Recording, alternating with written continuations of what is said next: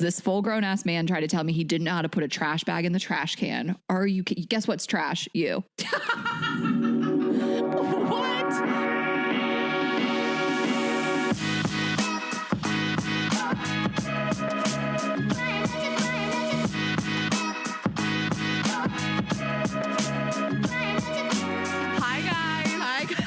Welcome to another episode of Girls Gotta Eat. Welcome back. First day of spring. I can't believe I'm getting shit. Like, you haven't done 17 household chores to avoid starting this recording. I'm the backbone of the studio. Bella can back me up. You vacuumed. You did the dishes. Swiffered. You did the dishes. You focused on 4 other projects. Literally, I'm the backbone of this home. No one does anything but me in here. No one's ever... Bella she did dishes once. They're all your dishes. You go downstairs, you get a midday pasta, you bring it up. You literally left your trash sitting here the other day. One time, and you sent me a photo of the trash like you're my mom. You know, my mom one time sent me a photo of the bed that I didn't make correctly. I hadn't talked to her for 6 months. You don't always take your trash out. And I came up here to Peloton and I took a picture of it, and that goes along with our weaponized incompetence. I cannot believe this is being turned around on me. Since 11:30, I've been like, so you ready to record it? This thing we had other stuff to do. You've been going off about the merch company. Yeah, we hate them. Facebook advertising. It's been a mess. But anyway, happy spring. We're here. Spring. We what's made the first day of spring? March 21st?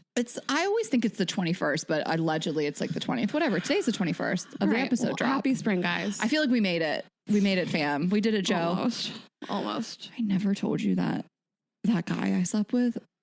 It was a journey, and afterwards I said we did it, Joe, and he didn't get it, and I think he thought I was calling him Joe. I never told you this, but he didn't correct you. Just to be clear, he looked at me. He goes, "Huh?" He literally it got weird for a minute, and I'm sitting here with cum on me, and he's looking at me like, "Are you fucking serious?" And I was like, didn't you ever? It's Kamala. I'm having to explain this while I've cum on my body. Like, it's a funny thing. It's a meme. He's like, she called me the wrong. I don't know what's worse, him thinking that you don't know his name or him not knowing the we did it Joe thing. Well, I think then he picked up on it, but I think if you just got done sleeping with somebody and then they said a wrong name, it would take you a minute too. But earlier in the night, someone had said something very funny, like we did it Joe, and it was like in my head. And I thought it was so funny to say after sex. I think it's so funny. We say it all the time. It's like so perfectly placed. And his name is so clearly not Joe. It's not even close. But it's like a similar energy. It's a similar vibe. Wait, what did we say, Richard? Is the same name as Dennis? No. Dennis? I was in my bathroom this morning. It's Richard and Charles are the same name. I have a Charles story for you later. Okay. Okay, guys, this episode is brought to you by Betterhelp Therapy Online. If you want to live a more empowered life, therapy can get you there. Visit betterhelp.com/GGE to get 10% off your first month. So getting to know yourself can be a lifelong process, especially because we are always growing and changing. You have life events that completely change you as a person, and it always helps to talk it out.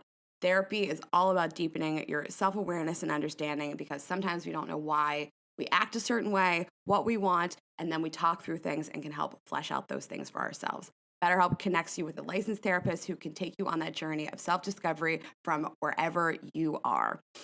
So there's a million reasons to go to therapy. If you want to unload stress, if you need emotional healing, help with anxiety and depression, relationship issues with all kinds of people in your life, whether it is a romantic partner, a friend, a family member, even boundary issues at work. There's so many reasons to go. If you're thinking of starting therapy, you can give BetterHelp a try. They make it so easy. It is entirely online, designed to be convenient, flexible, and suited to your schedule. You just fill out a brief questionnaire and get matched with a licensed therapist, and you can switch therapists anytime for no additional charge. I highly recommend checking it out, no matter what it is you want to address in your life. And you can discover your potential with BetterHelp. Visit betterhelp.com/GGE today to get 10% off your first month. That is BetterHelp, HELP.com/GGE. Can I tell you what someone wrote that made me laugh out loud on a post, again, like some thirst trap? Someone wrote, "Damn Africa," which is, I've never seen. I laughed so hard. That is Have you ever seen that? Have I ever seen Mean Girls on a loop have you forever? ever seen people comment, "Damn Africa"? Bella, is this the thing? Have you seen this? Isn't that so funny? That is so funny. You guys bold don't know, also. that's a deep cut line. In 2022, it's bold to say that. No, People it's might not know what it means. it's a line from Mean Girls. I know, but you know, everybody's sensitive about everything these days. Speaking of that, it's a comedy podcast, guys. If you don't like jokes, maybe it's not the place for you. Yeah, find another podcast. It's less funny and interesting. Some people got mad about something I said a couple weeks ago. I literally prefaced it with saying this is a joke. Some girl felt the need to tell me how ugly I was. I hate y'all. The rest of you, we love you. We're so happy you're here. 80%. We love you. You guys have been so great lately. Your messages are so amazing. It really has been so incredible. I don't want to talk about the negative without the positive because it's overwhelmingly positive. The messages, people loved Emily and Caitlin and just everything. And we're just really so honored. And the show keeps growing and because of you guys. Yeah, we have amazing guests coming up for you guys. You can show your support publicly by going to iTunes or Spotify, leave a rating. Please leave a 5-star rating. It means so much to us, guys. If you're a newer listener, please do that. And then obviously put us in your Instagram stories and tag us. We love to repost you. We love to see all the little cute things you're doing. We love to see you in the new merch. We got hundreds and hundreds and hundreds of orders. Almost every single thing has gone out. You guys tagged us like crazy. So thank you for storming the merch store. We have so much cute stuff and more coming. So you can grab all that. girlsgottatpodcast.shop. Yes. And speaking of our former guest, Caitlin, we had last week and we went on her podcast Off the Vine also last week. So we'd love for you guys to go listen to us over there if you want more of us, more of Caitlin. You know, we just love her and how she pivoted her career after being the Bachelorette. We talked about this, I think, the first time we recorded with her. Just she didn't go on to just become like an influencer. Like she made a whole brand and starting with the podcast, she's kind of like an OG in that space. So we just love her podcast so much and her in general. And we went on it last week and it is so funny. We were just looking at the clips. She does confessions, which this recent time we went on, we confessed some things and they posted both of the clips and they are so funny and the way they're edited is so great and you can listen to the whole story. Obviously they made Raina's very like clickbaity, like they blanked out her confession and mine. I confessed this thing to Caitlin and she gags and swats her hand. My brother just texted me. He was like, that video is so funny. She's like dry heaving. Well, I didn't know these were going to come out. And I'm paying for it right now. These confessions, one of the confessions, I mean, I'll tell you guys, it was about Spotify. It's about I don't know Spotify. And I would like to announce that I downloaded Spotify. I'm a premium member now. She's joining. But I said that I like had to make up this whole ruse because I'm not a Spotify member with this guy that I've been talking to. And I figured he's not going to listen to Caitlin Bristow's show. Like, I figured that's not like his demo. But everyone should listen to Caitlin Bristow's show. Yeah. He listened to it. He listened to me talk about how I made up this whole lie to like get around telling him that I have Spotify. And I told him like my deepest, darkest secret was I don't know how to ride a bike. And that is my deepest, darkest secret. Now you guys all know. But now this has come out, which is my deeper, darker secret. But not anymore. Not anymore. You join the world. Yeah, I'm here, guys. It's 2022. It's only one of the top 2 biggest platforms our podcast is on. Raina didn't have it. So I've been carrying our Spotify everything on my back for 4 years. I have it for free. I just wasn't paying for it. Oh my gosh. But now I have it. So yeah, listen to us on the show. We just have so much fun with her. And if you didn't catch her last week, go back and listen to the episode last week too. Yeah. And she's so refreshingly just candid and especially coming from that world. Not everybody's like that. And she's so open about sex and I could not adore her anymore. And that was like such a fun conversation. So go listen to that. And then while we're talking about Caitlin and The Bachelor, we just can't not talk about this insane season and finale. You guys, I'm actually like, I've watched this season. I haven't watched in so long, like watched the episodes. Yeah. I mean, I was saying earlier, I skip a bunch in the middle. Like I used to watch every episode, but I just get kind of bored, but I always tune in towards the end. And I'm like, that was sports too. People are like, aren't you watching the Clemson game? I'm like, is it a playoff game? You wait until like I wait until the end. I like the drama. Well, they got us this season because they showed basically the final rose ceremony where he's like, I'm in love with all you and I fucked all of you. And they do that like the first clips of the series. So they hooked me. I know. And I was like, whenever I took maybe like 4 or 5 weeks off, I watched the beginning, I watched a lot of the Shanae drama, and then I took some time off. And then I was like, let me know when that episode happens. And I'm back in. But also I just love a live finale. Of course, we love seeing Caitlin as she was like our guest for the week. And I wish she was going to host next season. I don't understand why they don't do like the women for The Bachelorette and have Jessie for The Bachelor. That's what I would prefer. I know, but you're a Jessie stan. I love Jessie, but after like The Bachelor, like I just feel like it should be Caitlin and Tayshia for 2 Bachelorettes. Okay, sorry. Well, I know. Let's talk about what happened. So it was the most suspenseful ending. This was just like emotionally such high intensity. I have never seen such crazy behavior in my life. You would think that none of these people had ever seen the show before. before and it hadn't been on for 50 years. Yeah, I mean, I don't think that Clayton is like some manipulative fuckboy. I think he's like not the smartest guy. I think that he was just trying to like get it all in. Like, I feel like he did too much.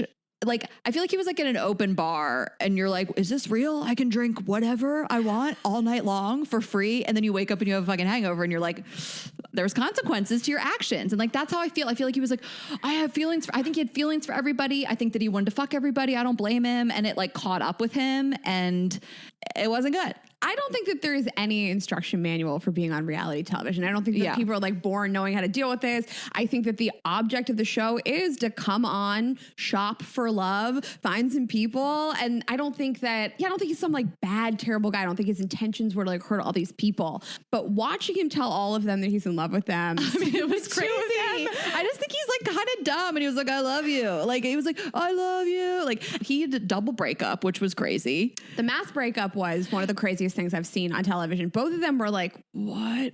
And Gabby, listen, I was on the fence about Gabby the whole season. I did not like her. I didn't have any thoughts about her. And when she was just like, this is bullshit, I think all of America just like stand Gabby so hard. So I thought Gabby really showed us her true colors and she was like breakup goals. Like, she said all the things she needed to say. You know, like when you're in that moment, you're like, I didn't say this, I didn't say that. And I wasn't as eloquent as I wanted to be. Like, she nailed it. And we hadn't seen that side of her. The shittiest thing I think Clayton did was not letting her go when she wanted to go. That was fucked. Like, she was ready to go. She was like, this shit is fucked up. I'm out of here. And he was like, no, stay. Because I think he was like, well, what if she doesn't stay? Then I'm just left with Rachel. But does she win? But no, I still want Susie. Like, it would have been a mess. But like, I think the whole situation is totally unnatural. The only thing I didn't love about Gabby was she kept saying, I'm not trying to compete for love. It's like, that's literally the show. So it was incredible TV. I've been watching The Bachelor for so many years. Like, nothing like this has really ever happened. Something similar to it, but not like this magnitude. And I mean, I just think it was fun to watch. And I mean, I guess best of luck to them. Like, whatever. I just found him really unappealing. I went in kind of thinking he was gonna be like this big hot guy, and by the end of the season, I was like, nah. Yeah, I think he shared the bed. I don't know how much of an I don't know how much of an element of just not breaking the fourth wall that there was, because this all could have been solved by him saying like, guys, we all came on this show to like so that I could date a bunch of you. We all know that all the bachelors sleep with all the girls at the end. Like, I think that maybe there's an element of maybe he wasn't allowed to say that on television, because this could have all been cleared up by being like, let's just level with each other here. This is what we're here for, right? Yeah, I mean, I've seen mostly if they say I love you, they say it to two people, not three. I've heard that they usually do sleep with three, the men. Like, nobody's asking. Like, I don't want to know. Like, the whole point of the show is like they're fucking and you don't find out about it. Like Susie was like, did you fuck him? And he was like, yeah. And she was like, bye. It was just so crazy. And could they have picked a crazier place for him to have that last rose ceremony? Oh, they're both sobbing their eyes out, and you could hear them sobbing through the museum while he's talking to Jesse Palmer. It was crazy. Acoustics were great. Where was that? We should do a show there. Yeah. So I don't know. I mean, I love Gabby and Rachel's speeches during the live finale. If that was me, I would have been practicing in the shower, practicing with my friends, shadow boxing. Like, what am I going to say to them? I thought they did great. I mean, I guess congrats to Clayton and Susie. I don't fucking care about this couple. Oh, I don't care. I don't like. I watched their People magazine shoot, and I was like, bleh. Yeah. So I'm excited for the next season. I like two bachelorettes. If you guys don't know, they did two bachelorettes before in a little different way that probably wouldn't fly these days. But Caitlin and I think her name was Britt, they went on together as two bachelorettes, and the men chose, which is insane. And they sent Britt home, and Caitlin was the bachelorette. And if you may not know that, but they did this one other time with two leads, and that's how and they're not doing that again, which I don't know how this is going to work. Like, I don't either. I can't wait. You know, I just like need this. I need more drama. Like, I haven't felt like this last season. I haven't felt as entertained since Clarendale. No, this was more entertaining. It was, but like I haven't felt, I've been a little bored except aside from Clarendale. Like, this was peak crazy. Trumped Clarendale. 100% for me too. I cannot wait to see what happens with two bachelorettes that like go into this being best friends and walk into the Thunderdome together. So that was crazy. So I have to tell you about this other thing that I did last night after I watched that. In your home. I went on a journey. I couldn't tell you about it. A journey alone at home. Okay, yeah, the stuff Raina gets into when she's unsupervised. I'd had a little whiskey. Oh, so I have been on this journey to find out if my ex is dead. So here's the background on this is that he's the person I dated before my last ex. Ashley hates him. He doesn't have a family. That guy. Listen, you say it and it sounds mean, but No one ever said I wasn't mean. I'm kidding. No, I don't like him for you, and he doesn't have a family. Those are two separate things. Okay. I don't dislike him because he's familyless. So I went on this journey to see if he was alive. So the backstory of this is that we like reconnected very briefly after my ex and I broke up, and he had called me right after. And he basically was like, I fucked up. I want to try again. I'll do whatever it takes. I'll come to New York. I'll fly you down here. Let's take a trip. I want to like go somewhere for Thanksgiving together. Fly you down there. What, in the last? This is not part of the story. In the last row of the plane on Spirit? I'm not with him for his money. I'm with him for his body, okay? That is not the point of the story. She's I'll like, fly you down here. With what money? I'm not poor shaming. I'm just saying. Can I get through this story? Okay. He's so hot. I literally don't care. Okay, so we reconnected. He's like, I fucked up. I want to try again. Whatever. We should take a trip for Thanksgiving. Don't go home for Thanksgiving. Like, don't be with me instead. We'll go somewhere. I'm like, okay, maybe. So we start. We've already done Christmas together. We have, and yeah. So we're texting, whatever, and then he just stops responding one day, which is very him. He's very like anxious attachment style, like won't do it. He avoidant. Avoidant. I mean, he goes in and out of my life. This is not like a crazy thing for us. Also, I was never for 1 second being like, we should get back together. I don't care. Yeah. So he stops responding. I sent him maybe like 3 unanswered text messages. One of them was a screenshot of you saying, I'm ready to retire. You can go live with Dennis Charles. In Florida. He doesn't respond to that. It was very funny. And then he was like, I hate Ashley.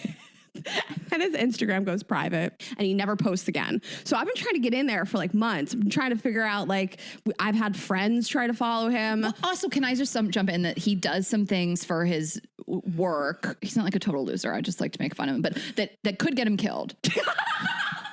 Yeah, some of the stuff is a little dangerous. Which is kind of hot. Thank you. He does some stuff that's a little dangerous on the boundaries of being legal also. It's fine. It doesn't matter. See, okay, I just wanted to validate that, like, this isn't a guy that works at Salesforce that could get killed in the battlefield of Salesforce. So I've been trying to figure out if he's alive. I even had one of our friends has built a Finsta over the last 7 years with followers, photos. It's amazing. She tried to follow it. He's like not accepting any follower requests. I'm like, I gotta figure this out. Also, I mean, again, it wouldn't be totally crazy if he just decided to not talk to me for 6 months because he likes to do stuff like this. Yeah. But also I thought maybe he was dead and I felt sad about that. So yesterday morning I got up and I was trying to figure out, like, who do I know that he also knows? So I go back, I find these photos, these girls. I'm going through these this girl's photos to see if he's maybe in any of them. Yeah. I'm scrolling. I tap this photo to look at the tags and I accidentally liked a photo on her feed from September of 2019 at 8 a.m. from my verified account with 500,000 followers. So I was like, whatever. Okay, you know, it happens to the best of us. Yeah. So I was trying to figure out all day if he's alive, and I was drinking last night and I was like, I'll just call him. I'll just call him. Why not? I had some whiskey. It was 11 o'clock at night. I just called him. No, you didn't. Yes, I did. Did he pick up? He answered the phone and he just started laughing. He just started hysterically laughing. Oh my God. And I just... Wait, hold on. What was that timestamp again? 11? 11:06 and 11:30. It's on the phone for like 11, okay, 12. Yeah. So I'd had some whiskey. We were on the phone. I never really asked what happened. I feel like I just know. Yeah. I just feel like he decided I did too much. Too much. I said too much. I asked her to skip Thanksgiving with her family, and then I just stopped talking to her. Just, you know, that's like how he ghosted out of it. Yeah. But yeah, we caught up on the phone. He told me that he is thinking of leaving where he lives and getting a RV that he's going to hollow out and live in, which is not the first man this week. That's our type. That we know that has told me this week that they're going to get an RV, hollowed out, live in it. Oh, okay. Right. Bella. I can't with these dudes. I mean, but if that's also like a cool way to live. Like, I look at like Dean and Caitlin from the Bachelor franchise that like literally do that. And she was like a pageant girl. And she was like, I love him. And I'm going to live in this van. Like, live your truth, you know? I mean, this other person that told me he was going to do it is because he wants to like ski and like drive around in Colorado or something gross. I don't know. No, Colorado's not gross. Living in a van is just not for me. So this guy told me that he's going to get a van or a school bus and hollow it out and live in that van. And then I told him I got a breast reduction. He said that feels really selfish. You're like, don't worry, it's not that different. It's really not different at all. Can't stress this enough. Just couple scars, just higher and same tighter size. Yeah.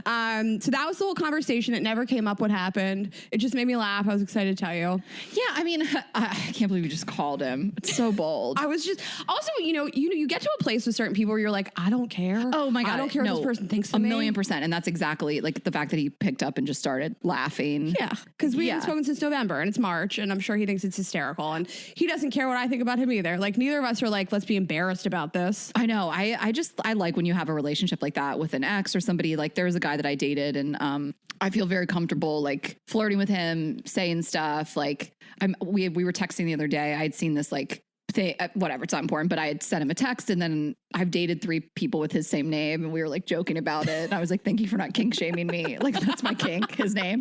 But it's just funny. It really is your kink. Yeah, it really is. There's 2 names now that are like, there's been a lot of them. Well, good. He's not dead. He's not dead. But I encourage people to do that. Like we had so many friends like trying to like follow him on Instagram. Another friend of ours was going to send him like a text from like a fake phone number to see like, I just encourage you to just pick up the phone and call. Why hypothesize? Just pick it up. Okay. Well, first of all, I actually made a couple notes. I wanted to talk about how horny you were last week. At Stay Humble. Okay, so we had talked about this. So I was hoping this would come up. So Francis and I Francis Ellis, great friend of ours and fellow comedian, he and I run a show at The Stand. We've been doing, I think that was our 20th show. We obviously had a break for COVID, but we've been running a show monthly at The Stand since August 2019. And February 2020 was just this like wild night. Like all the guys were there, like all these hot guys were there, like friends of ours who were comedians. I was newly dating somebody that I was really into, the guy I just talked about. And like he was there and it was like, I had done a joke about him on stage and us hooking up and like we just slept together for the first time. And it was like this really like sexually charged night. But Raina, first of all, you weren't even drinking. You were like sober for that 1 week. You were so horny for everyone. Everyone was so horny for me.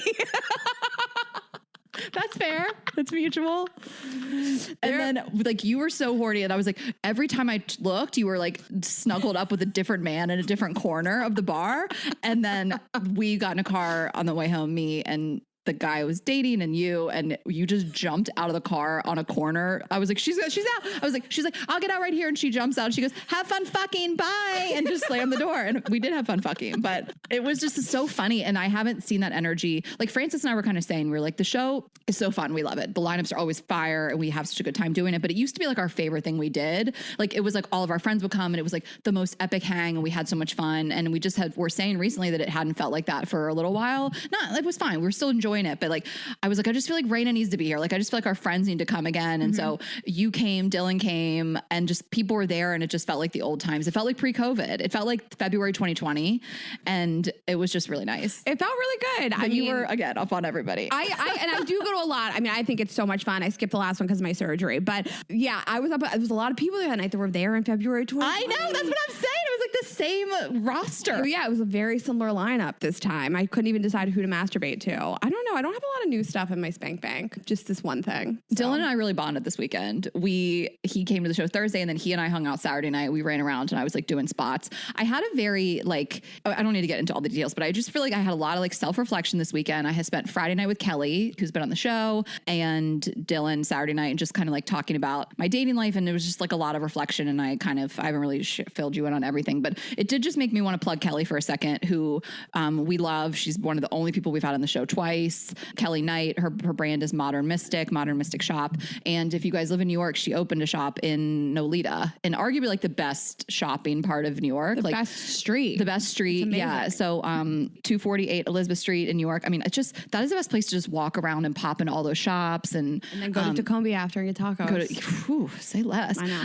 But anyway, she's doing a really cool aura reading event coming up there end of this month. So you guys can follow Modern Mystic _shop on Instagram. And of course, that's Kelly, who's been on the show, and she's we pulled some cards on Friday. It was like very impactful, and she is just, I mean, she's one of my closest friends, but like honestly, like a life advisor to me. We brought her to a comedy show last week. She came with us to see Jamie Lee. And anyway, I just wanted to let you guys know that if you're in New York or you come to New York, you should go into that shop. You get your crystals and your tarot cards or whatever and check it out. It's truly the best part of New York is like that block anyways. God, like if it's you so come here, you good. got to go there. Yeah. You can go so to it's great. like there's a Lunia there, and then the what is it? Oh my God, the Saison. perfume. You get your perfume made. Oh, La Labo. La Labo, yes. They like do a little like custom perfume for you. I wear the rose. The rose is my favorite. wear the Santal, There's right? a great Cuban sandwich place on that block. Tacomi's It's on that so block. You good. could literally only go to that block, be totally fine. It's just fun to like pop in and out of all those stores. Oh, love it there. Love it so much. All right, well, check it out, guys. Okay, guys, March is National Nutrition Month, and HelloFresh makes it easy to choose delicious and nutritious meals. We want to thank HelloFresh, America's #1 meal kit for supporting Girls Gotta Eat. Go to HelloFresh.com/GGE60 and use the code GGE60 for 60% off plus free shipping. I mean, Ashley and I say it all the time. Anything that you make at home for yourself is going to be better for you, more nutritionally valuable than anything you pick up at a store or a restaurant. And also, it's just more fun. I love cooking HelloFresh meals. It's so fresh, it's pre-portioned, the recipes are simple and easy to follow with the ingredient lists. Everything is really customizable, so if you want to select meals and then swap out the proteins or sides or add a protein to a veggie dish, you can do that. There's up to 40 weekly recipes to choose from. There's everything you could want if you want stuff that's good for kids, vegetarians, date night, if you just want to learn how to cook for yourself, all those things. Really great. Everything I've ever had at HelloFresh is really fantastic. I'm just looking at what they have right now. They have creamy Dijon dill chicken, soy glazed salmon with rice. They have this mushroom and chive risotto. All these things sound amazing. They have lunches for you. Also, Ashley made me this incredible pesto mozzarella and tomato sandwich for lunch. It was unbelievable. And everything online is really easy to customize as well if you need to skip a week or change your address. I just love it. It's really fun and it's really nutritionally valuable. So right now, we're going to give you guys a discount. You can go to HelloFresh.com/GGE60 and use the code GGE60 for 60% off plus free shipping. What are you laughing I'm at? just laughing at this thing I have to read you. Okay, I'm so excited. Jenny Jones, she's been on the show. She was on the show. We recorded with her on Raina's birthday. So she was on the show in June, late June. On my birthday, yeah. But the episode was late June of 2021. She's a close friend of mine and now Raina's, but she's more my friend. And I don't know what, like she's on the apps hard. She dates a lot and she uses Bumble a lot. And the guys that, like Jenny gets more like dick pics than anyone I've ever. Yes. And like also really funny pics. Like that one guy that just sent her, it was like it was a dick pic, but he was smiling so hard. He was like cheesing. She gets more than anybody. I mean, she puts out that energy into But like I don't think I've seen the conversations. Like she's not asking for them. I don't know how this happens. So she just sends me just out of the blue. Like there was like no preface to any of this. She just is like, look at these screenshots. And at first I'm like, they're just gonna be another, text conversation with these crazy guys and Jenny. And this was like next level. Okay. So I'm so excited. this guy, I don't know what was happening before. I don't think that they were sexting, but he just opened Jenny probably was like, hey, what's up? So this is on Bumble. We'll give him a different name. I don't know if God forbid he would hear this and be so mortified. We'll just call him Richard. Dennis. Everybody in this episode is named Richard, Dennis, or Charles. Yeah. So Dennis says, I like to eat pussy until a woman comes and then have her let me fuck all her holes. LOL. Hopefully that doesn't sound too bad. LOL. Tell me what you like. Hopefully I didn't just scare you. LOL. Jenny goes, are we in our third LOL? Yes. Jenny goes, 3 uses of LOL. Is what Jenny said 3 uses of LOL is what scares me. And then he goes, I will eat your ass also. Exclamation point. As long as you let me stick my tongue really deep. And Jenny goes, enthusiastic response. And then he goes, are you now scared? And Jenny goes, I'm high. And he goes, it feels good. Had girls do it to me before. Just got to be really drunk. We can go get a bunch of toys from the adult shop and get high and experiment on each other. LOL, exclamation point. I promise in real life, I'm more chill than aggressive. Just been drinking all day. And Jenny goes, so you're a super chill rim jobber. Cool. He goes, no problem. I can do that. No problem. He said, no problem. I can do that all night for you, baby. We would have to be doing a 69 type thing as well. I like vibrating cock rings that also have a clit stimulator. Send me a picture of your pussy. I can send a dick pic as well. And then Jenny says, no problem. Jenny's just not. She's like, I'm high, Dennis. So then she sends me his profile and I haven't been on Bumble in a minute, but like under my interest, you can just like click some different things. So his interests are art, snowboarding, beaches, road trips, being romantic. So she goes, now I don't know what to believe. So she goes, She was like laughing at me. She's like being romantic. I was dying. And she goes, hold on, he's still going. She didn't say anything. He was like, hold on. He was like, let me get my dick pic ready. He goes, got the pic. And then she didn't ask. He says, you get just the tip for now. It's so red. It's just the tip coming in from the side. The way he took this picture. Bella's dying. It is literally just the tip. It's literally just the tip. He's holding it so hard. It is bright red. It's just coming in from the He side. looks like he's really gripping that thing. And so he goes, you get just the tip for now. Send me a sexy picture. And Jenny goes, why? And he said, send me a picture of your wet clit and maybe I will show you more. Or like your thong to the side. My dick doesn't get hard for just anyone, LOL. And then Jenny goes, is this what your profile meant by being romantic? And then he unmatched her. I can't live. So she goes, she said, he unmatched me after the romantic comment. I guess I wasn't doing it for him. And she goes, well, you're missing out on this pretty butthole, Dennis. Big mistake. That is so funny. What time of the day was this? Do we see timestamps? She sent it to me. See, I think she was sending this to me in real time. So it was like 9 p.m. on a Sunday. I mean, he'd been like day drinking. Yeah. I mean, also, so we're clear, like nothing that he said, we're not shaming. That's the sex you want to get with somebody that you're giving it back to, or that you ask for it. With. Yes. Like, we love sexting. I like more power to Dennis for like saying what he wants and what he wants to do. But like, she didn't ask and she was not responding. This is crazy. And he's also, a stranger. He went up. You don't have to justify this. You know, we think it's like predatory. Oh, no.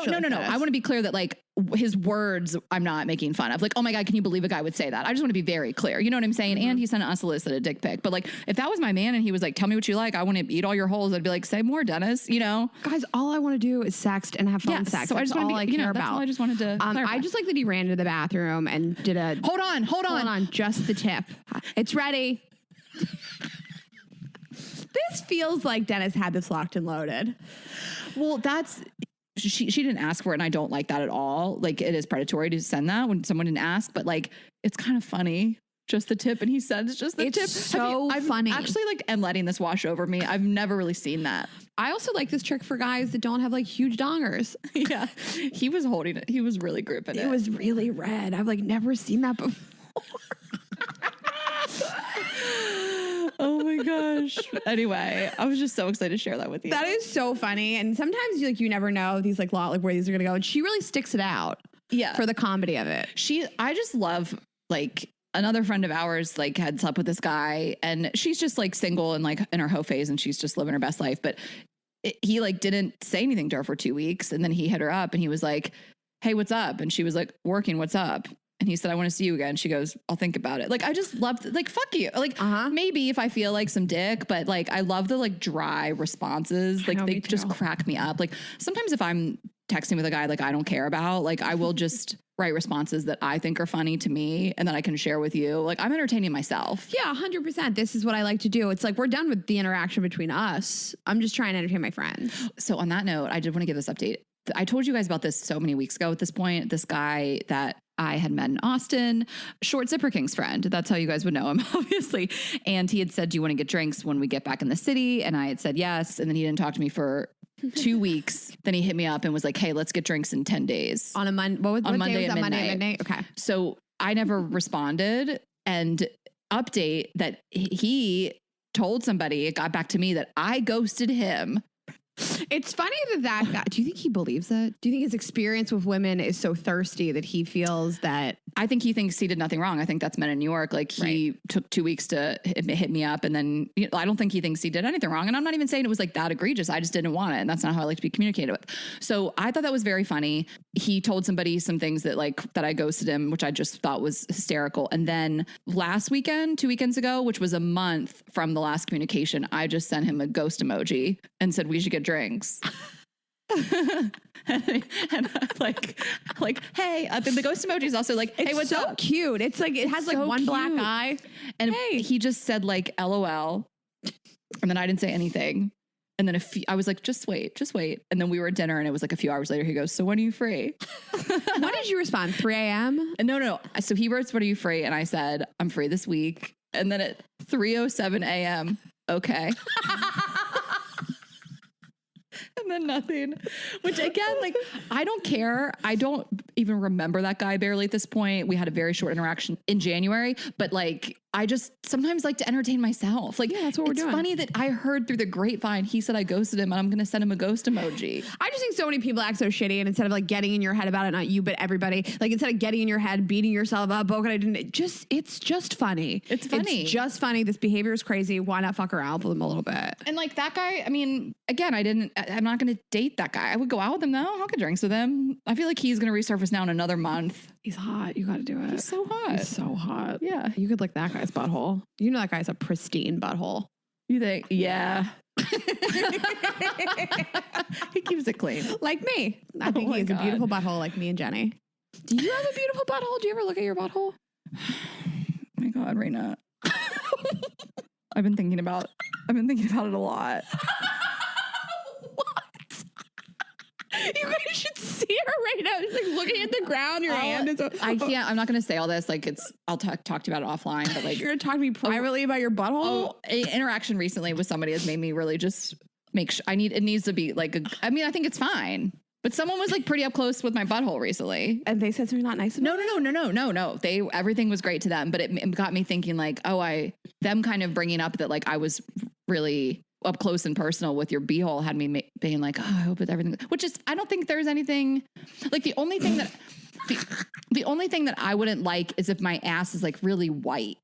But nobody's butthole is white. They're pink. I'm not worried about the hole. I think that's like I'm worried about my butt. Like, like the whole butt. I just think the cheeks. Yes, like your butt. You want to tan your butt cheeks. I do sometimes. I'm just talking about the butthole. Oh.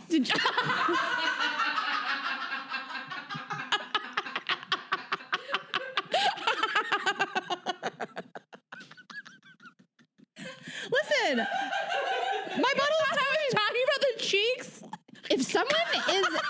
If someone is fucking you doggy and they are looking so much at your butt hole. But like your butt. But they're spreading your cheeks to look in the hole. But they're not down in the hole. Like their dick is going in the hole. No, their dick is going in your pussy. That's not where your pussy hole is. It's a different hole. No. You know what I mean. You're right. No, I didn't mean that, you guys. I know the difference between anal and vaginal sex. But I'm just saying, like, they're not eye to eye with your butthole. Like, I just want my butt to look good. Listen, I'm making fun of you. I know what you're saying, but I do like when someone's hitting a doggy and they spread my butt cheeks and look at my butthole. And I thought maybe... I feel like that happened to me.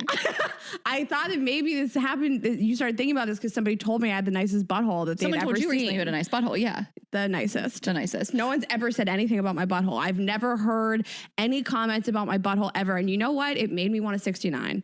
It just made me want to like... You don't have any coloration back there? It made me be like, what does it look like? So I like bent over and was like staring at her. Everybody has a little brown eye. I don't. None. It's just pink.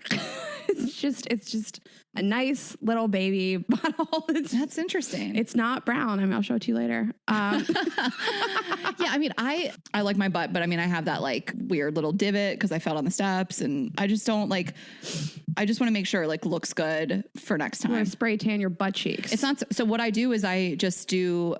In the winter, I mean, now that I wear a little more cheeky bikini bottoms and I will like get my butt like a little more tan in the sun, but I just use like the Neutrogena natural glow, whatever. And when I just make sure to get my butt and my legs. I put the Jergens natural glow on it. Is that what I said? Jergens? Did I say that? You said Neutrogena. I meant Jergens. Okay. That's what I use in my butt. So that's a hot tip. I would love for Jergens to pay me. I love that lotion so much. And I think it does have a little bit of a scent. So I don't do it on my upper body because I can smell it. Again, it's not bad. It's I like the smell. Well, yeah, some people like subtle. It. It's very subtle, but I just like when I'm kind of transitioning from like winter to like shorts weather, that's what I do on my legs and my butt and my stomach. Why are you laughing at me? I thought, but we were like 10 minutes into this comment before I realized butt cheeks, not butthole. Well, I just realized I hadn't really talked to you about this thing recently. Like I just had a conversation about my butt recently. Mm-hmm. And I just want to make sure everything looks good back there. I think it does. I see your butt all the time. It looks good, but I feel what you're saying. But it really can be like the whitest part of your body. You just, everything shows up when it's so pale. I'm glad you brought this up because I have a nude queued up of my butt right this second. Let me check that out. So I'm making some videos of some stuff this week. Oh, that looks nice. Yeah, Did you smooth it out? That's got a filter on it. Definitely. That's good. Paris filter. But yeah, I do have that this week. Huh? I might do that this week. But that's my normal butt. Me. That's no filter on it. Yeah. But it can be really pale sometimes. That's all I'm saying. Yeah. Like I don't think I have a perfect butt by any stretch, but it's as good as it's going to get, probably without some sort of like fat transfer. Mm-hmm. You know? I think you got a good butt. I would be up and close with it if I was a guy. How do we get here? Okay, Raina, do you want to introduce our topic? You know what? I want to credit a listener that sent us an email about this. Uh-huh. Sorry, I didn't want to tell you. I just thought of it as I was saying that, but you feel very passionately about it. But this came from a listener, so we always Yes. see your guys' emails, and you wanted us to talk about this. I think this is just something that you and I have talked about privately that has come up for me. It's a pattern in relationships, I think, and I didn't really know what to call it because I've dealt with it in some different forms in different relationships, which of course we'll talk about today. But this listener sent us this article about weaponized incompetence, and we'll read you what the definition is. But basically, just like dating people, whether they're doing it on purpose or not, that you feel like you have to do everything for that person, and how much resentment it makes you feel. And there's tons of levels to this, which we'll go through. Everything from like feeling like you have to do household chores all the way to like writing their resume for them and raising your children alone because they won't help you. But yeah, do you want to read what she sent? She just said, you guys should cover this. It went viral on TikTok. So this is kind of things kind of stem from there. There was a video that kind of opened people's eyes to this. I watched it. The woman was saying that her husband had agreed to watch the baby and he'd fallen asleep with the baby on his chest, which he's not watching the baby, and it's also a little dangerous. Yes. But in terms of a definition, weaponized incompetence is also known as strategic incompetence. Weaponized incompetence refers to a situation wherein a person pretends to be bad at doing something in order to get out of doing certain tasks. It can pertain to any task at all, but usually manifests itself in home life settings like care tasks, leading to domestic inequalities. This feels very, you guys know I love The Breakup. It's one of my favorite movies. When she's like, did you get the 12 lemons? He's like, baby wants what baby gets. Or whatever. She was like, get 12 lemons. He got 3. Uh-huh. And gaslit her and why'd you need that many lemons? I don't know. I told you to do it. Why didn't you do it? You know what I mean? Yes. And I think that this is something that you see a lot with household chores. And I think it can spiral into a really negative cycle where you just accept that you have to do something all the time for other people. Well, for your romantic partner, that you have to do stuff for them all the time. And then you're treating them like a baby and they don't like being treated like a baby, but you feel like you've been backed into this corner of it's just easier if I do it. And it becomes a bad cycle. And I think it can really lead to other problems. And I think we'll talk about boundaries and how to stop that from happening. Because there's two different things to me here.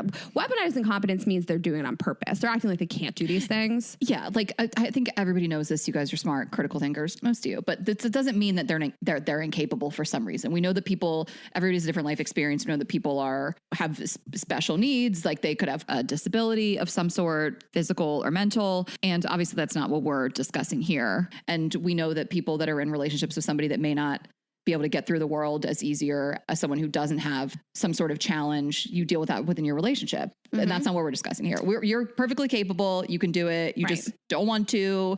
You want it to be done for you. Right. You're pretending you can't. And, I think that there is absolutely a difference between somebody who's 22 and hasn't experienced the world as much as somebody who's 35, 36. And, I give those people a little more of a pass because some people really have just never lived on their own. They need to make a couple mistakes and they'll figure it out, So there's a huge difference. Also, I think that there's levels to this of maybe somebody just isn't doing something to your standard because you're a higher functioning person. That doesn't mean that they're unwilling to do something. They're just not doing it to your standard. Yeah. I mean, age obviously plays into it, but I just think so much of it is how you were brought up. I mean, I talk about this with Rob. I talk about this with my brother. We talked about it with Bobby Westside. Did your parents make you do shit? You know what I mean? Or did your mom do everything for you? If your mom literally did everything for you, if you were spoiled mama's boy, or I guess, we're mostly kind of talking about men here. How are you supposed to get through the world? My brother had to wake up and help my dad on the weekends. And then we had jobs. You were taught to do stuff. I am surrounded by too much male competence that my bar is so high. People like my dad, my brother, Rob, Bobby, I like doers. And those are my girlfriends as well. I just like people that get shit done. When we travel, would I love if you did everything? Sure. But it's not the reality. I got to figure the rental car out sometimes. I got to call the Uber sometimes. We divvy up our responsibilities, not just when we travel, in life. Would I love to just sit pretty and have everything done for me? Yes. Who wouldn't? And I think that when I think about the people, the men that I am attracted to, I tend to gravitate towards people that have a little feminine energy. I like people that are really emotional. I like somebody that gets really like deep with me, but sometimes those aren't the most like alpha masculine men that are like, I just fucking got this all the time. And I realize I need to kind of find a little bit more of a balance because it's not that it's emasculating for me if you're not exactly like the Robs of the world that we're talking about that just like always got it. But I tend to feel like I have to help somebody. And then I continue to do it and it becomes a pretty shitty cycle. I feel really resentful, and we'll talk about different levels of like different things I think are totally fine to do for a person. But you do get to a point where you're just so angry and frustrated and you're just like, I've let this go for so long. I didn't draw the boundaries. I don't know how to say to a person, I find you to be a little incompetent. It becomes like very, very frustrating. And I dated somebody that I got to that point with where I felt like I was just doing so much for this person. And I was just like, you're an adult man. Like you've lived in this world without me. How did you do this for so many years? Like really stupid stuff. As small as like I had paid for this whole trip. I paid for the hotel and the car, and I'd chosen to go somewhere extremely expensive. So that was totally fine. I was fine to pay for it, but I didn't love the room that we checked into. And I was like, for all this money, there's a couple buildings in this hotel property. I just wasn't thrilled with the building. So I was like, do you mind just asking the front desk if they can like switch our rooms? So we went downstairs. It's not a crazy ask. I'm not being mean or horrible. It's the middle of the afternoon. The answer is yes or no. So we walked downstairs and I could feel him like physically backing away from the desk. And I was like, I have to do this too. Like, you can't even just like give me a hand and like be the man here and help me out. Like, I've done all these other things. I've planned this trip. I've paid for it. I would just like to feel like I have a teammate, because you would never do that. If you and I were like in a situation, we were like, I don't love this. One of us would do one thing and the other one would do the other thing to like help. And it was so frustrating. There were so many situations like that. Yeah. I mean that, I had a parallel situation with someone that I dated that was really similar to a person that you dated, and not everybody's people interaction, people get anxiety and stuff like that. They don't want to do it. But for that, he might've felt like shy, but or whatever, like it was on top of all the other things that he didn't need to interact with someone to do. You know what I mean? It was on top of like calling the Uber or doing whatever. So it just kind of exacerbates like an already existing situation. I mean, for me, I dated someone, I don't know how much he was faking it, for lack of a better word, but he just really was not an adult to me in a lot of ways. And I felt like I needed to do a lot of things for him. And it started to make me lose trust in him as like a partner long-term because of some of the decisions that he would make and some of the, like the very basic stuff that he couldn't do or that he missed or that I had to do for him. And I think everybody has a different bar for this stuff. So I'm not even saying that it's bad. You just have to feel like your relationship is balanced in the way that it's balanced for you. That didn't work for me, and I don't want it. And I need somebody that is a doer and can handle stuff and get stuff done, or I would just prefer to be alone. I don't want to carry their weight. I don't want my life to be harder because I'm doing somebody else's stuff. So it just didn't work for me. And we broke up for other reasons too. But like that started to weigh on me. It's that whole, like, it boils down to like just trust. Like, I don't trust that you're going to be able to handle this. And don't we all want a partner that is going to, like you said, lighten the load? And for everybody, that means something different. Like you said, like everybody has different boundaries of what that means. And just because you pay for everything doesn't mean another person has to do all these things, but you should feel like this is a teammate and a partner. And like, I don't have to do all these things. Oh, and I got to pick up the slack for you. And it becomes this really bad cycle, at least for me, where I'm really angry and I don't know how to verbalize that. And at least for me, it comes out in other ways. Like, I will probably say things that are a little disrespectful or a little just kind of like jabby, because I start to feel like I'm the only person that can handle anything. And it's a really frustrating cycle for me. And again, I don't think that everybody's capable of the same things, because everybody comes from a different education background, a socioeconomic background. But I think we all deserve to be with people that feel like if I can't handle this, you got this. 100%. And like we've joked before, like I would joke about my dad, like he just does the dishes so badly. He puts the knives up, and we always joke that like he does it badly so he doesn't have to do it, but he still has to do it. Like they've just bought better dishes. Like my dad has broken so many dishes over the years. Like it's just, my mom was like, you don't get out of this. Like, you know what I mean? Yeah, but that's the solution to all this is like you make a decision and you don't let the person keep doing it. I think that that's like the household chores thing. Yeah. Like, I think you just draw the boundary of like, I would like you to do this thing. I've asked you to do it. Like I'm sure like every single woman here is like, the knives are always the wrong way. Yeah. And it's just like, I think that if you just keep pushing and like, don't let the goalpost move, you're just like, this is where the goalpost is. And this is what I expect you to do. And don't fix it for them or change it for them and just say it a few times. Like, hopefully the person respects you enough to just do the little things you ask. Otherwise, like if you feel like I'm frustrated all the time, like maybe you just picked the wrong person. I mean, me in particular, especially this trip was like pretty eye-opening. Like every little thing, I just felt like he had just decided I got it. Yeah. That I can take care of it. And he's just like I remember we were driving in the car that I went to pick up that I had paid for. And we're driving and I was trying to find the USB port in the car and I couldn't find it. I'm looking in 3 different glove compartments and I was like, can you help?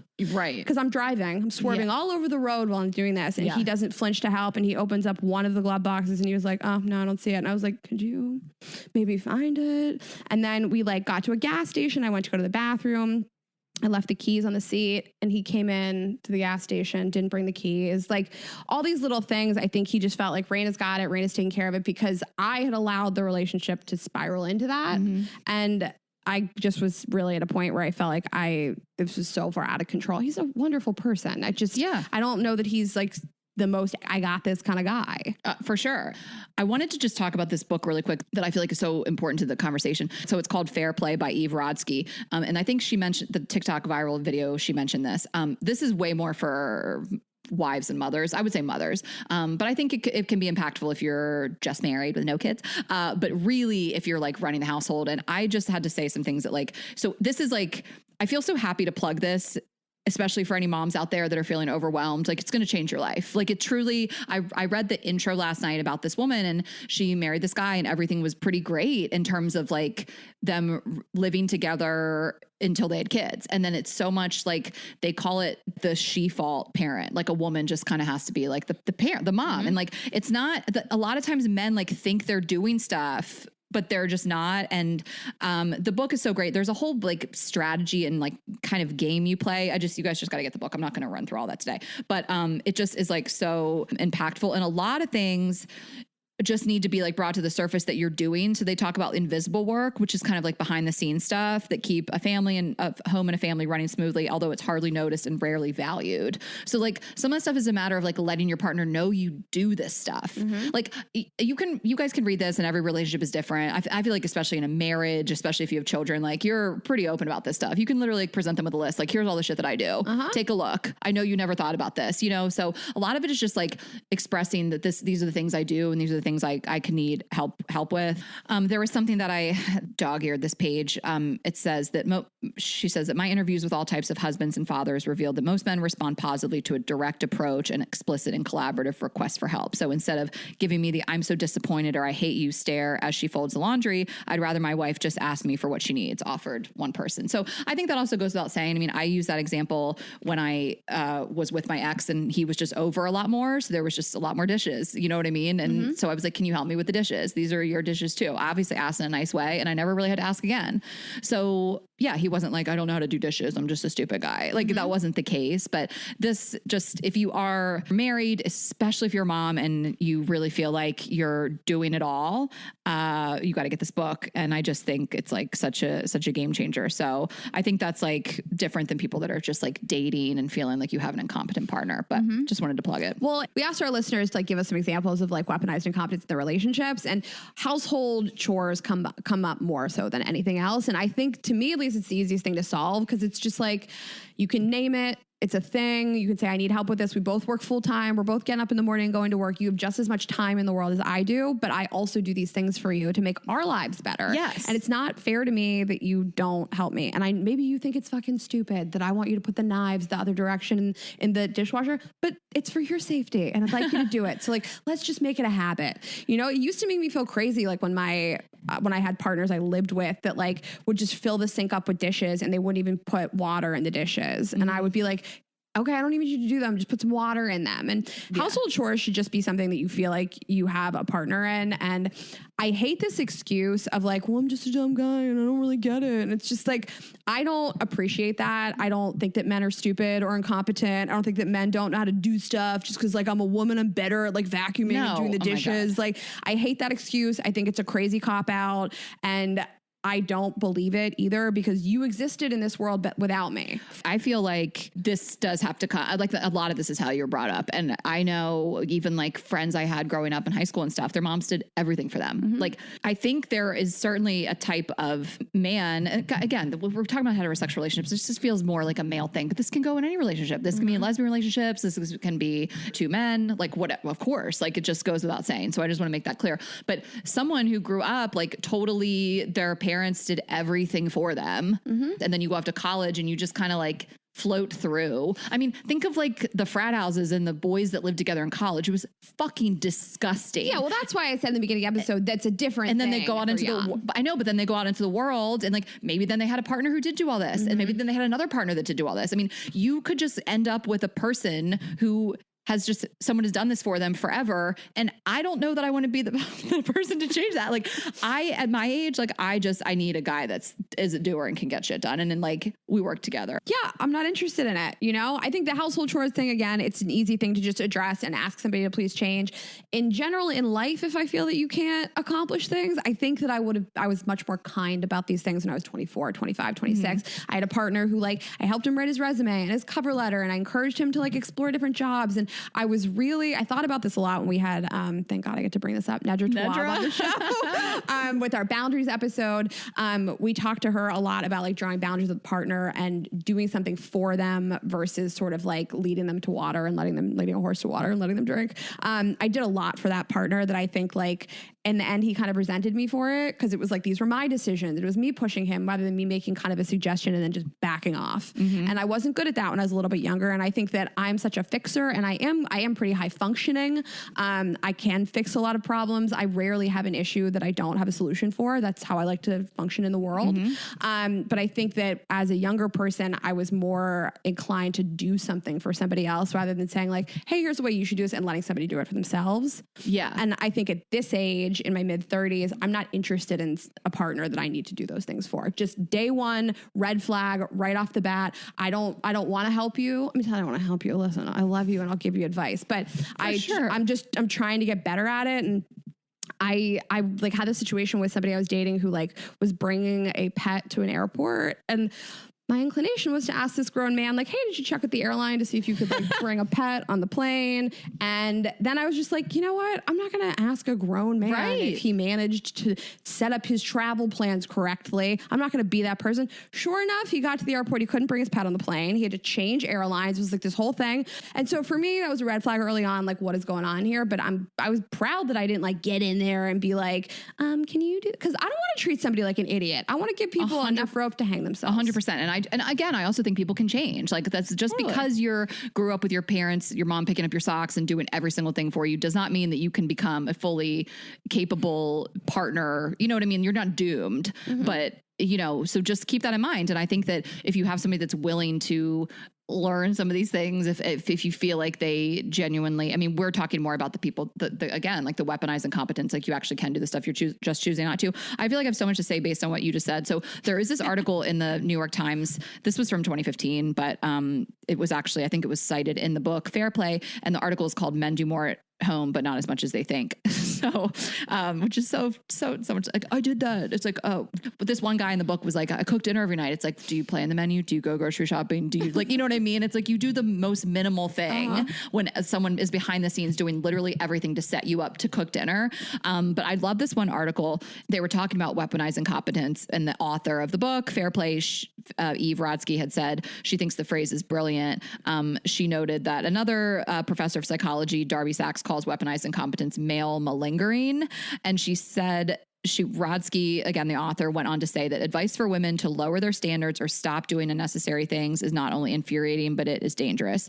She cites a friend's story as an example of this danger. Well, I mean, this is like an extreme example. She said, my friend is married to a chef and found a paring knife in her kid's car seat. She says, as Rodsky's friend says, the incident, I'm not lowering my standards. There was a knife in my kid's fucking car seat. So it just, don't do it. Like, and I love what you said about the resume, because I helped my ex with this resume as well. And I can't remember exactly. I think I probably did it all from scratch looking back. But this is not to deny someone your expertise at all. You and I can help somebody with a lot of things in the world, and we can also use help from other people. That's how a relationship, a partnership should be. But you shouldn't have to start it from a blank page. You know what I mean? Like if you're with somebody and they want help with their resume, have you found a resume? Do you have any resume? Mm-hmm. Do you have one from 10 years ago? Like, is there anything I can work with? Like, you get as far as you can get, putting your 100%, 10 out of 10 effort into it. And then I'm happy to take a look. And that is how I feel like I operate in business and anything. Like, I'm not going to do it for you, but I'll help. But you have to do everything you can do first. Mm-hmm. And I think that my inclination to yours is to help the people that we love. That is why we 100%. That's why we have a partner. You know, the best thing in the world about having a romantic partner is they should lessen the load, and you should learn from that person, and they should expand your life and your circle. And my inclination is always to help. It's just, you have to draw a boundary where you're sort of like enabling somebody, or it becomes this cycle of like, I don't really have to do this. Raina's going to take care of it. And it makes me look down on you. And because I'm just like, but I would have figured this out on my own. Like, why aren't you trying to figure this out on your own? Mm-hmm. You know, and it makes me resent people. And that's not fair. Not everybody has the same capabilities. It's just, I mean, you draw your boundary wherever you want to draw it. You know, my boundaries were very different when I was 24, and what was normal and acceptable for somebody to ask me for help with than it would be for a man in his mid to late 30s. It's different. Yes. And I mean, when you feel like you have a balanced, healthy relationship, that you're being supportive as someone is lightening a load on you, then you have all those opportunities to be like, can you go get me a bagel? Like, you can do that stuff. Like the best relationships are like, we do so much for each other. We have an equal partnership that like, I can be laying on the couch and be like, can you give me a glass of water? You know what I mean? And vice versa. Yeah. Like when I like to be taken care of. I like to have stuff done for me that I could do for myself. And I'm happy to do that for somebody else, but it's when it becomes so much and there's such an imbalance. I need to have a divide and conquer like scenario with my partner, or I just don't want that partner. And I remember thinking that so much when I was like, it was a couple years ago. My taxes were due and I hadn't done them the year before, and I was moving. I needed to get them all done, and I needed to apply for this apartment. I needed to get all this stuff ready to like apply for a condo building, all this stuff. And I remember thinking like, God, it would be nice to like offload some of this and have somebody help me. Mm-hmm. And that's my bar, is like, I can say to my partner, I need you to help me with this. And like, we can divide and conquer. Yeah. Yes. I think traveling is a big thing for me. Like, I will fall out of love with somebody on a trip if they cannot help me. I just want to feel like if I'm looking down at like what we're doing tonight and you're like, I got the Uber. I don't want to ask. That's just my bar. I want somebody who's a little more high functioning.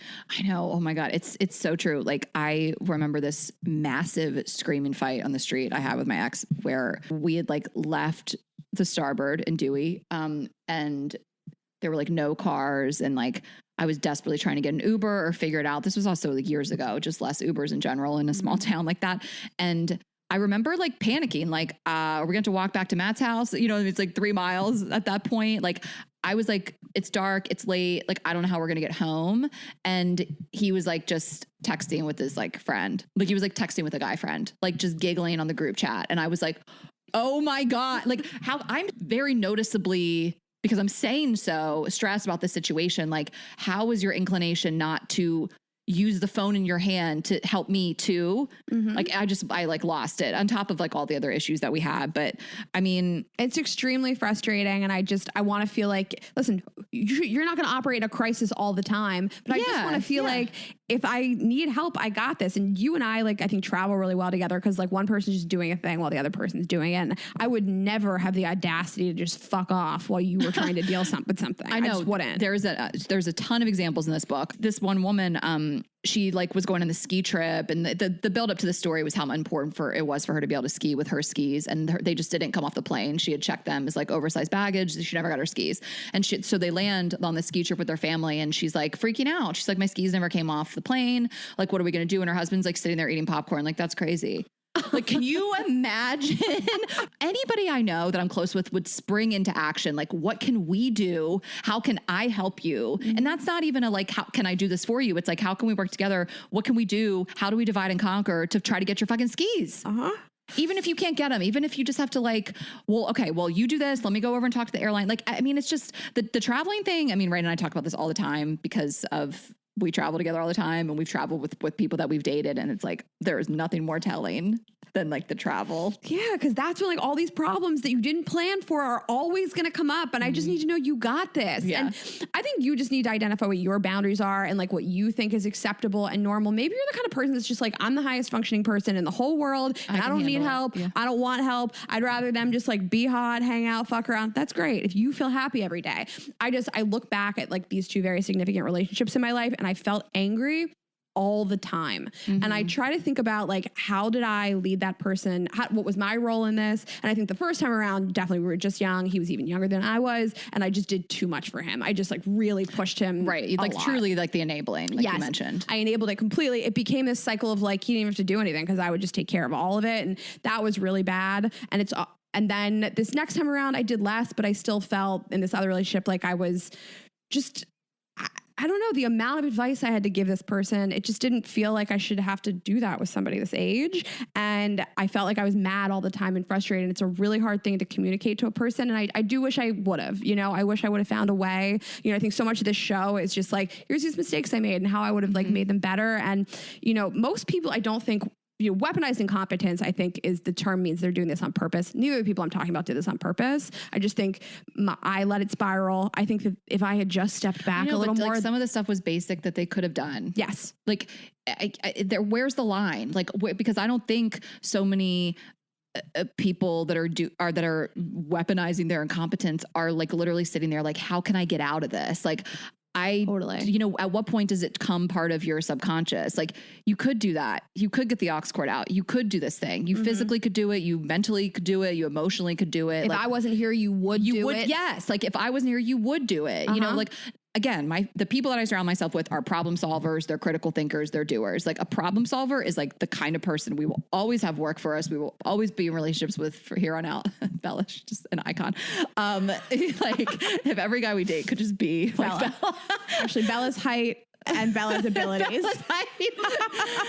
So yeah, I mean, it's like, I don't want to say that we're not talking about that today because that is the topic today. And I don't, that's true. Really totally know. You know what I mean? Like, they could have done it. You weren't asking them to go perform surgery. Yeah, it's true. And it's a problem for me because I do feel like it is quicker and easier for me to just take care of this for you. I know that I'll get it done right, but I'm not going to feel good about it after I've done it. So like, maybe we do let somebody fail a little bit. Cause like, constantly doing something for another person becomes this like self-fulfilling prophecy of like, well, now I just have to. Yeah. And I don't want to treat a grown man or grown woman like an idiot. Like, they can't figure it out. And I don't want to be in a scenario where like, I'm just going to go ahead and do it because I could do better and faster. And I mean, I would like to be with somebody who could do something better and faster than me. Isn't that what's so nice about having a partner is they can teach you things? Right. And I mean, I do think in healthy relationships, especially marriages, I know my parents, for example, and other couples that I know are like, some people really hate to do stuff. Like, I think that there are people out there that like, I just never want to take out the trash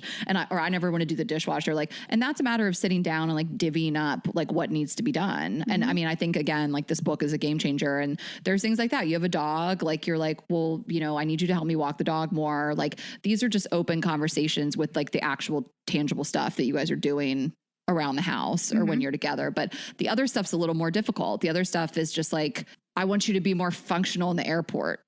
You know what I mean? Like, it's just like, I don't know. Maybe that's not your person. I mean, we can offer solutions all day long about drawing boundaries. And I think we've done some really phenomenal episodes about when you make more money than your partner, about feeling like there's a good division where like one person contributes a lot. Maybe you contribute financially, but the other person contributes so many other things to your life. You guys, I can give advice all day long, but sometimes the answer is just, this is the wrong person for you. And you're going to live in a world of anger and irritation if you're with this person. And is the good going to outweigh the bad? You have to decide that. But for me, I know that I'm never going to get out of my head about it. I'm going to be pissed. It's going to be a losing scenario for both of us if I'm with people that aren't like doers. Yeah. People that can pull their weight.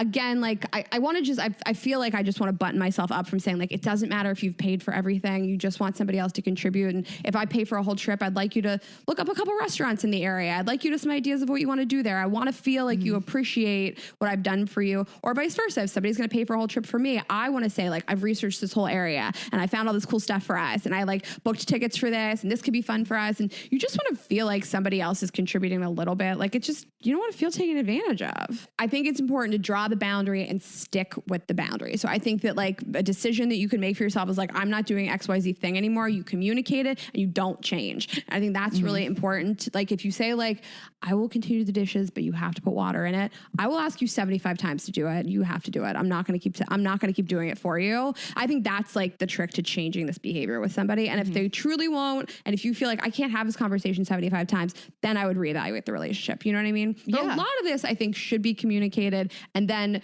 don't get to a place where you're just like, I'll just do it myself. It's easier. It's not, because long-term, it's not going to be easier. Long-term, I think it's going to be frustrating. You're going to resent a person. Yes. And again, this stuff is really, of course, best handled without any sort of passive aggression, or, you know, do this stuff with kindness. Like you're not going to get anywhere nagging, being passive aggressive. However, if it just says, if you've tried the kind, direct routes and they haven't worked, of course, understandably so, you're going to start to get fucking annoyed and it's going to just happen. And we've all been there, but at least like start with a little nicer approach. Yeah. If I could go back and change, I would have just said things earlier, and then I would have maybe just decided sooner, maybe these aren't the people for me. And again, having somebody at 25, 26 with their resume did not annoy me as much as like explaining to a 35, 36-year-old man how to rent a car. Like those are just different things, different ages. And maybe that's just not your person if you're like, I have to do everything. Yeah. And of course, like you said, everybody has a different type of background. Like you don't assume that someone, especially in their 20s, like can do something. They may have never done it. Somebody may have never rented a car before. You're not supposed to do it before you're 25. So like, don't get annoyed with those things too. Like, again, it's like lead a horse to water. Like if you can help people and especially make them better for the next one, like we always say, or just if that's your person that you want to continue the relationship with, like, of course, teach them a new skill. That goes without saying too. Like everybody has a different life experience. They may have really actually never had to do that and might need your guidance. Yeah. So we asked you guys, this one blew up. We asked on Instagram and so many submissions on this stuff. Like what did your partners do that was so crazy? I'll give you one of mine. Okay. This is my fault. I lived with my ex. I used to like to pack for him when we'd go on trips. I did not pack for him for one trip. It was a wedding weekend. He just didn't bring shoes. No shoes. No shoes. To a wedding weekend with my friends. We had to go to Walmart in the middle of New Jersey, get him shoes. He just didn't bring shoes. He was like, she's not going to pack for me this one time. I'll show her. Well, my ex, we went on a trip and he had a duffel that was mine that I let him use. So I had his luggage was mine. And in the breakup, he thought he was going to keep it. That was a loan. That was a Toomey bag. It's like, Ashley, I can't have to buy my own luggage. Come on. He literally was so mad he couldn't keep the Toomey bag. I was like, that was a loan because you don't have luggage. And I don't even know what you had, and I don't want to see it. So so he checked it. It's big, and it was his checked bag, and he had just thrown his laptop into the bag loose. He raw dogged it in raw dog, no sleeve, in not even a suitcase, which I feel like a hard, like an away or something hard, duffel that's getting flown. Like, do you see what they do to those bags? His laptop, raw dog, just on top of his clothes, threw it in there like it was a hairbrush. I wouldn't even do that with a hairdryer. I wouldn't. Like with my straightener, I wouldn't do that with my I could replace Dyson it. hairdryer. No, TSA went through his bag, like a random bag check, and wrapped his laptop up in some of his clothing. He didn't even think to wrap it in his clothing. And wrote a note that said, "We wrapped your laptop in your clothing." TSA was like, "You're an idiot." If I ever opened up my luggage, there was a note from TSA, "You're stupid." Okay. I mean, that is so funny. I mean, some things are just like, God, what are men? What are men? Like, I couldn't believe it when I was like, I should ask him if he can bring a pet on the plane. No, he was definitely asked. He has a pet. I've never had a pet. Why am I even thinking about this? When he couldn't get on the airplane, I was like, is this really happening? we're going to discuss, again, Lee Hasseltine, a king among men, totally capable, but we have had a very strong water men situation recently with him, and I'm not going to talk about it right now. We're going to talk about it after Cindy's 70th. My dad he's off like the rails. Like, I don't even know what's going on. We'll talk about it, but I found myself saying water men about everybody recently, including Lee. Okay, so let's just go through a few of these submissions. So someone wrote in quotes, I didn't even realize I was following and liking my ex's photos. Oh, fuck I bet you. you didn't. My boyfriend doesn't know where anything is in our kitchen, therefore he can't put dishes away. I only cope because, quote unquote, I don't know how to mow the grass. Okay, but listen, That sounds like a division of work to me. But I mean, yeah, it's like you have to gauge, like, another chapter in this book is that everyone's time is equally valuable. So just because you make more money doesn't mean your time is more valuable. You know what I mean? Like, when we're at home, our time is equal, right? So I don't know, like, how long does it take to mow the lawn? Like, I'm never probably going to mow the lawn. So I'm like, is it my job that I just put the dishes away every night? Like, if, like, that's a matter of like figuring out the equality between the tasks. Okay, so I totally agree. I'm glad that some people just pick jobs where they make less money. You know, a teacher is not going to make as much money as a doctor. Do I think the teachers don't deserve as much money? No. Right. So when we're at home, everybody's time means the same thing. But this sounds at least like he's like, the kitchen is yours and the lawn's mine. I agree. Like, there's some tasks I don't want to do, and it sounds like it's agreed upon. But I mean, again, like, that's, my dad does the lawn too. We know he's out there in the Hours. He's out there in the bad boy. But he needs the help in the kitchen too, because the kitchen's every night. Like, you can't just say like you're delegated to the kitchen, woman, because it's every night there's dinner, every night there's cleaning dishes and stuff like that. So I think the kitchen gets a little dicey, because to say to someone you're on kitchen duty is so much work. But again, maybe you have a big yard. Maybe the yard takes 2 hours every day and the kitchen takes 15 minutes. I mean, whatever. As long as you feel like there's a good division of work. We got one that says, this full grown ass man tried to tell me he didn't know how to put a trash bag in the trash can. Or guess what's trash? You. What? That's insane. But again, like, if he's 21 and it's like he doesn't understand trash bag liners, show him. But anyone should be able to handle that one. I go back to this all the time. If I wasn't here, what would you do? You would figure out how to not die, starve. Yeah. Okay. He can't ever find anything in the grocery store, so he can never go, not even for one thing. This thing makes me feel crazy. It's just, men are not idiots. You could read just as well as I can. Yeah. I understand maybe women are more detail oriented and take their time more, but yeah, I feel like every person who's ever had a partner relates to this. That is so relatable because of the, like, you know, baby wanted 12 lemons. Like, they just won't get it right. Grocery shopping, the only knowing excuse, that if they get it wrong enough, you'll just do it all the time. They'll just do it all the time. The only excuse I find for this is that I'm very brand specific with what I like. And so, like, I do prefer to just go grocery shopping myself. Let's see. I'm just going to go through a few. My ex for 5.5 years said he didn't know how to do laundry. So I did it. So I like doing laundry. You know, I love laundry. Like, sometimes you'll say a thing to me. It's not a thing I know. So I love laundry, and I did all my ex's laundry, and I was happy to do it. And like, I had him do other stuff. So I don't want to take the trash out. You know what I mean? Like, I was like, I'll do your laundry. You do this other stuff. I love laundry. Anyway, just had to say it. I love doing laundry. Okay. My ex didn't know how to clean a counter. Insane. Someone said this is huge in trip planning, i.e. not being able to rely on them to look stuff up. Okay. My ex, quote unquote, wasn't good at folding and putting away his own laundry. The old, I'm not good at it and you are. Yeah. Making the bed. I forced him, showed him, and now he does it all the time. No more faking. I showed him how to make a bed. His mom probably did it for him. I don't know if I could be with a guy that like had to have the bed made. I'd be like, I don't know how. You know, I don't like to make a bed. But I don't know about this either. You don't ever make your bed. Okay, but my bed is just a duvet. Like, I just yeah, I don't have a top sheet. I just pull the duvet up. Yeah, it's just like, but I'm not making a bed, and I never have, and I never will. But you don't pull your sheet up, your duvet up every day and make it nice? I throw it up a little bit. But I also, my routine in the morning is like, I'm up, I open the blinds, I make the bed, but my bed is just a duvet cover. But yes, but like, if I was with a guy that was like, Ashley, this is like a thing, and like, can you just like throw the duvet up when you leave the bedroom because you get up after me and I hate coming home to a messy bed, I'd be like, sure, babe. Yeah, it's a tiny. That's as long as you keep licking my pussy, like, you know what I mean. Like, and her new butthole. If I'm not going to say no if it's something that like is important.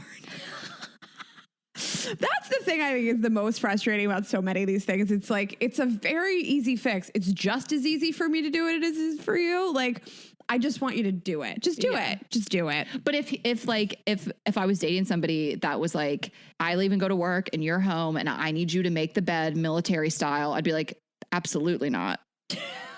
That's not in my skill set. I'll call Louisa. Have you ever been in a bed Louisa made? You can't even get your feet down there. It is so tight. She is insane. No, but I've been to counters at hotels, Avis with her. I mean, she will not let up until everything is taken care of. No one is more detail-oriented. That's the other thing. Like, have you met has the person met a certain standard and like your standards are so crazy high? Yes. Like, just check your standards. 100%. Like a lot of this is like a reflection on yourself. Yeah. We're all bettering ourselves all the time. The old, you clean so much better than me. My boyfriend did this when he didn't clean the bathroom, do the dishes, do laundry, etc. to my standards. And I told him that practice makes perfect. So I will show him next time. My dad claims he has never been grocery shopping and doesn't know how. My ex pretended to not know how to boil water / cook it all. I wound up cooking or buying takeout. He also pretended he didn't know how to clean or really do anything. Final solution, I dumped him. Yeah. I mean, how much longer are you going to bang your head against a wall? Did you know this? I feel like you're learning a lot about me. Mm-hmm. I started doing my own laundry at 8. I think my mom had some weaponized incompetence with shrinking everything. Cindy Hasseltine like shrinks everything. That's like her special skill set. And I was so tall, my pants were already like high waters anyway. And so I was just like, I have to start doing my own laundry. So I really got into laundry at age 8. But like, I wonder what it is like if you've had your parent do laundry for you your whole life. Like, you know what I'm saying? Like, I'm curious. Are you a 22, 23-year-old guy that you have never done laundry because your mom did it and maybe you went to college where you could go home and she would do it? You know what I'm saying? Like, well, I think I'm smiling because I also started doing my own laundry when I was like 9 or 10. I had a single parent. Arlen and I were home after school by ourselves every day. My mom worked full time. Like, my mom was a single parent. She wasn't going to take the trash out every day for us and clean our rooms for us and make our beds. My mom got up every morning at 6 a.m., got us to school, drove us to school, worked all day long, came home, cooked dinner for us. Like, yeah. I didn't have a parent that like coddled me and like, she was like, you want a snack? Make it. You want your laundry done? You do it. I know, my mom was like, you want me to start shrinking your shit? You do it. I was like, maybe I will. She was like, and she needs to apologize to me. So yes, I agree that I am a little more high functioning because I didn't have a parent that like was interested in doing those things for me because she didn't have time. She was a single parent. And there are plenty of people that have had just somebody do something for them their whole lives and have no idea how to do it. So for the parents listening, listen, I'm not authorized to give parent advice, but make your kids do shit. Because the worst thing is that you do spoil your kid and do everything for them and then they turn into a non-functioning adult. Mm-hmm. I actually, I think about my brother a lot because he is not one of these men at all. They're like, I can't do anything. Because Arlen also, like, if Arlen and I were making snacks after school, Arlen can cook because we made our own snacks after school. He can do his own laundry. Like, my mom just wasn't doing that stuff for us. I know. Well, we were in charge of our after school snacks and then I ate a whole sleeve of Oreos and my mom was like, we have to restructure the household because she's going to die. I ate 13 in one sitting. 13 Oreos. One time I went to Red Lobster, I ate 9 Cheddar Bay biscuits, like before my meal. My mom was like, she's out of control. You know, my dad always would say to me, even at train stops. I used to eat so much shrimp. I like couldn't stop. I would eat a whole Red cocktail Lobster? ring everywhere I would be. My mom like shamed. First of all, I grew up thinking shrimp was the gold bars. My mom acted like no one could afford more than when 3 my shrimps. high school ex took me to Red Lobster, I was like, he is rich. This is a rich king. He's taking me to Red Lobster. Are you kidding me? I bought a can of crab Am I meat. a sugar baby? Are we so rich? I bought a thing of crab meat at the grocery store the other day. It was $17. And I was like, this is crazy. You could just do that. My mom had me thinking that shrimp and crab was the most expensive, rare thing that you could ever find in the world. But it like growing up as a kid, like it's a way higher price point. Yeah, you know, I'm not like we weren't having that a lot. Now my parents eat so much seafood. We were just having sloppy joes and I will tell you what no one stopped me from doing. This is the last thing I'll say about this. My after school snack was so disgusting. I would take white Wonder Bread and I would just put it on a plate with a ton of butter and stick it in the microwave and I would nuke it until it was like falling apart. Ew. I feel like Caitlin. I'm like, this was my after school snack. It probably cost 19 cents. No one was stopping me. All right. I can't. I'm glad we talked about this. It's something that's like I've thought about for a long time. And I think there's like so many levels to this and boundaries you can set. And, at the end of the day, you can decide whether this is the right person for you or not. But some of this isn't so insidious. You just want help with the dishes. Others are like, I have to explain them how to file for unemployment. Maybe you don't want to explain to somebody how to use a computer. Yeah. And again, like we know this is different if you're, 22 and dating somebody or if you're married and you have children. So, again, we recommended that book and this is all over TikTok and there's so many resources out there. So if you feel like you didn't get what you needed from us, of course, there's so much out there to help you navigate your relationship with your incompetent partner. Yeah. Get out there, communicate Your better. fake incompetent partner. All right, guys. Well, thank you for listening. You can find everything you need at girlsgotepodcast.com. You can get merch. You can get tickets to shows that there are still tickets remaining, maybe a few left for Toronto and some other cities. And you can follow us on Instagram at Girls Gotta Eat Podcast. I am Ash Hess. Raina is Raina Jack Greenberg and girls_gotta eat on Twitter. And we'll see you next week. Have a good week, guys. Bye.